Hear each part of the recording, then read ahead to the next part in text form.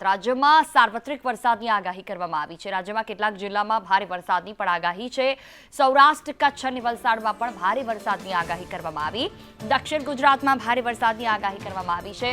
નવસારી, તાપી, સુરતમાં પણ ભારે વરસાદની આગાહી કરવામાં આવી છે। નર્મદા, ડાંગ અને ભરૂચમાં પણ ભારે વરસાદની આગાહી છે।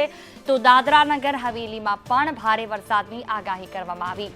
ભાવનગર, સોમનાથ અને દ્વારકામાં પણ ભારે વરસાદની આગાહી કરવામાં આવી છે। જામનગર, સુરેન્દ્રનગર, જૂનાગઢમાં ભારે વરસાદ રહેશે। અત્યાર સુધી સરેરાશ કરતાં 1% વધુ વરસાદ છે। માછીમારોને દરિયો ન ખેડવા માટે પણ સૂચના આપવામાં આવી છે। સાયક્લોનિક સર્ક્યુલેશન સક્રિય થતા વરસાદ રહેશે। બનાસકાંઠા, સાબરકાંઠામાં સામાન્યથી મધ્યમ વરસાદ રહી શકે છે। આ તરફ વાત કરીએ અરવલ્લી, પાટણ, જ્યાં પણ મધ્યમ વરસાદની આગાહી કરવામાં આવી છે। તો આ તરફ ગાંધીનગર, અમદાવાદ, ખેડા, આણંદ, વડોદરા, ઉત્તર મધ્ય ગુજરાતના તમામ જિલ્લા કે જ્યાં હળવો વરસાદ રહેશે। રાજ્યમાં સાર્વત્રિક વરસાદ રહેશે।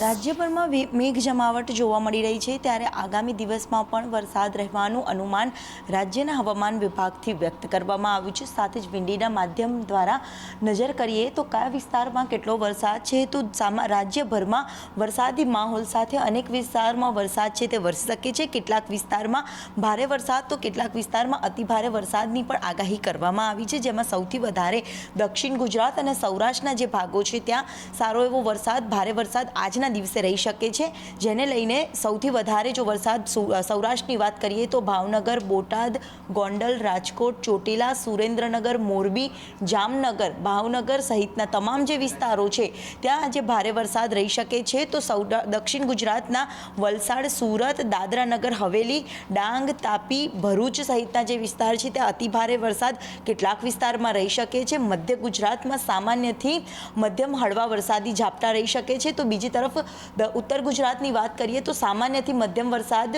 જોવા આજના દિવસે મળી શકે છે અનેક વિસ્તારમાં, જેમાં મહેસાણા, પાટણ, રાધનપુર, પાલનપુર, બનાસકાંઠા સહિતના જે વિસ્તારો છે તે સામાન્યથી મધ્યમ વરસાદ રહેશે।